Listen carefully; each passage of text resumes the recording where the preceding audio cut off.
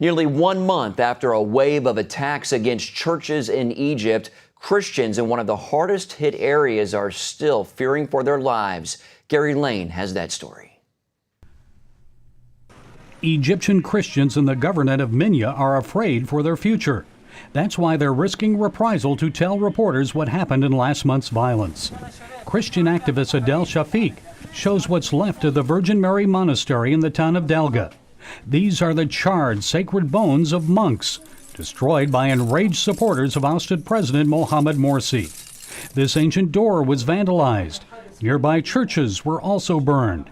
We still don't have a church to pray at. We are still trying to clean them up. We have 4 churches in the area and we cannot pray in any of them. This Anglican church in the Minya village of Malawi was one of more than 130 churches and Christian institutions attacked.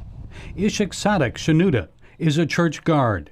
He says Islamic militants overpowered him. The church was surrounded on all sides, and the people surrounding the church were armed. They couldn't be less than 1,000, totally surrounding the church, carrying weapons. Christian Janet Wadi describes what happened when the Islamists attacked her home on August 13th. She says they threw petrol bombs at us, which burned our balcony. Neighbors tried to extinguish the fire, she says, but we became frightened and ran away. While the town of Delga is home to more than 20,000 Christians, it has remained outside government control since Islamists drove police out July 3rd. That's the day Mohamed Morsi was removed from the presidency. Egypt's interim government has named a new police chief and has pledged to send reinforcements to protect the Christians.